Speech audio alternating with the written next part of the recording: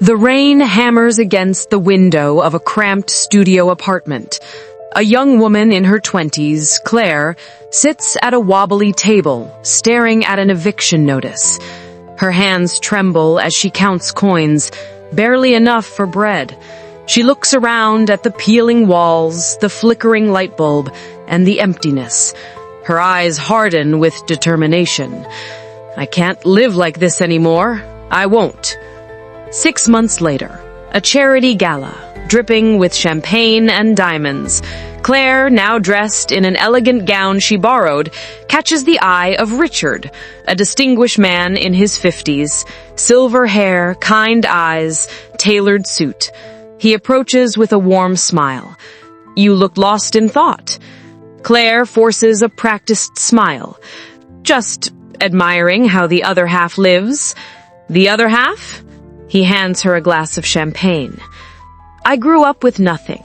Nights without heat, days without hope. But I'm changing that." Richard studies her face, something tender in his gaze. Ambition and honesty, a rare combination. Months pass in a montage of courtship. Richard sends flowers, takes her to Paris, buys her the first dress she's ever owned that didn't come from a thrift store. Claire accepts it all with rehearsed gratitude. But at night, alone, she whispers to her reflection, "Just a little longer. Just play the part." The wedding, a lavish affair. Claire walks down the aisle in a gown worth more than her childhood home. Richard waits at the altar, tears of joy in his eyes. When she reaches him, he takes her hands. "I never thought I'd find someone like you." She kisses him. The guests applaud. But her eyes are distant, already calculating. 5 years later, a mansion bedroom, heavy with silence. Richard lies in bed, pale and weak, hooked to monitors. Claire sits beside him, holding his hand. She dabs his forehead with a cool cloth. "You're going to be fine," the doctors said. "Claire." His voice is barely a whisper. "We both know that's not true." She looks away, unable to meet his eyes. "Don't talk like that." He squeezes her hand with what little strength he has. "I just want you to know, these years with you were the happiest of my life." A flash of something. Guilt crosses her face, but she buries it. "Rest now." The funeral. Rain again, as if the sky itself mourns. Hundreds attend. Claire stands at the front in a designer black dress, sunglasses hiding her dry eyes. She dabs at them with a handkerchief for show. People whisper their condolences. She nods, playing the grieving widow perfectly. Later, alone in the mansion, she pours herself wine and walks through the rooms, already imagining which furniture she'll keep, what she'll sell, where she'll travel first. Finally, it's all mine. The lawyer's office, dark wood, leather chairs. Claire sits confidently, legs crossed, expecting a formality. The lawyer, an older man with wire-rimmed glasses, clears his throat. "Mrs. Harrison, I'll read the will now." "Of course." He begins. With each word, Claire's smile fades. Her posture stiffens. The mansion, to charity. The cars, to charity. The company, to a foundation she's never heard of. Her hands grip the armrests. "What about me?" The lawyer slides an envelope and a small brass key across the desk. "Mr. Harrison left you this." Claire stares at them, her face reddening. "A letter? A key? That's it?" "I'm afraid so." She snatches them up and storms out, her heels echoing like gunshots. Back at the mansion. No, not hers anymore. Claire tears through rooms, screaming, "How could you? After everything I gave up, 5 years of my life." She hurls a vase against the wall. It shatters. She collapses on the couch, clutching the envelope, her breath ragged with rage. 3 weeks pass. Claire moves into a modest apartment, the envelope still sealed on her nightstand. Each night, she stares at it, furious, then turns away. But curiosity gnaws at her like hunger. Finally, one sleepless night, she tears it open. Richard's handwriting, elegant, familiar, fills the pages. My dearest Claire, if you're reading this, I'm gone, and you're probably angry. I understand. But before you curse my memory, let me tell you what I know. I always knew you didn't love me. Not really. Not the way I loved you. I saw it in your eyes that first night, the ambition, the calculation. But here's what you didn't see in mine. Forgiveness. I loved you anyway, not because I was a fool, but because I saw something in you that you couldn't see in yourself. A heart buried under years of pain and survival. I hoped, perhaps foolishly, that time and kindness might reach it. I haven't left you money, Claire, because money is what trapped you in the first place. What I'm giving you is far more valuable, a chance to discover who you really are, beyond what you own. The key opens safety box 427 at First National Bank. Inside, you'll find the truth about what really matters. I pray you find the courage to face it. With love, always, Richard.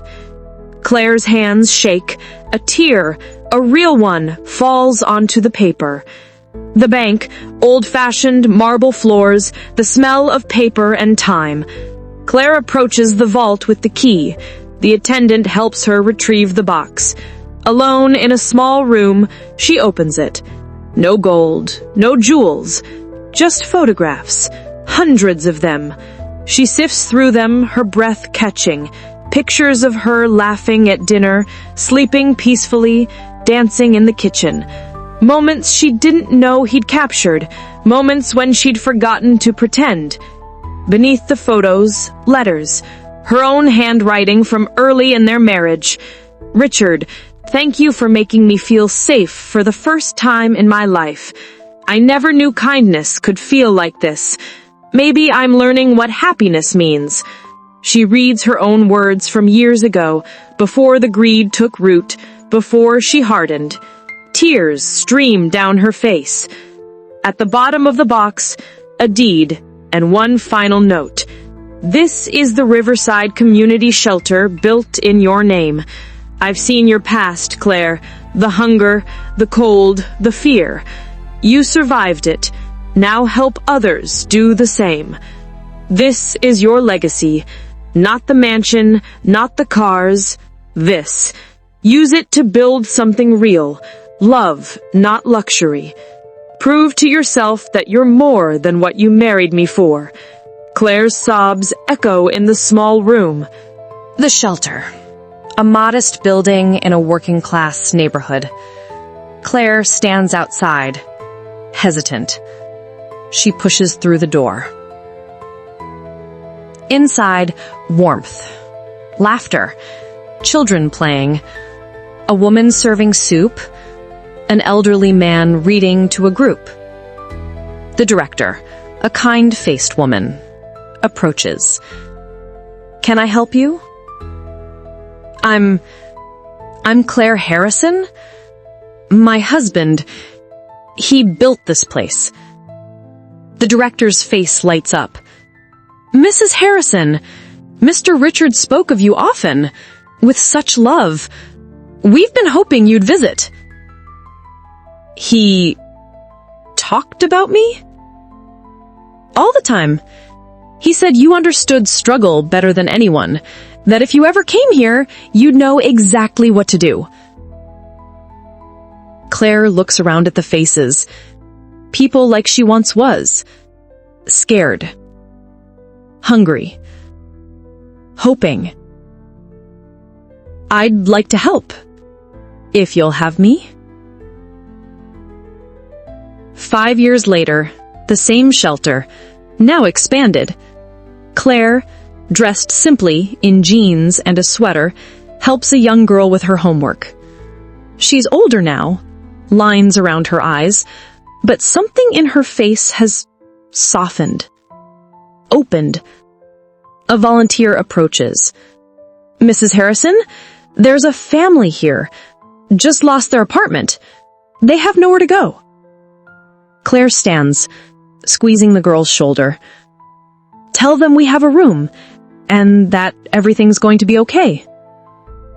She walks toward the family, her arms open, her smile genuine. On the wall behind her, a photo of Richard, in a simple frame, watching over the place he knew would save her. Claire at night, alone in her small apartment. She sits at her desk, writing in a journal. On the page, today, I helped Mrs. Chen find a job. She cried when I told her the shelter would watch her kids during her shift. I cried too. Not because I lost everything, but because I finally found something. She closes the journal and looks at Richard's photo on her desk. Thank you for seeing me when I couldn't see myself. The shelter. Morning light streaming through windows. Claire stands at the entrance, greeting each person by name. A young woman approaches, desperate, hungry, exactly like Claire once was. Please, I have nowhere else to go. Claire takes her hand. You're home now. Comment below your story. I read every comment. And don't forget to subscribe to this channel for more.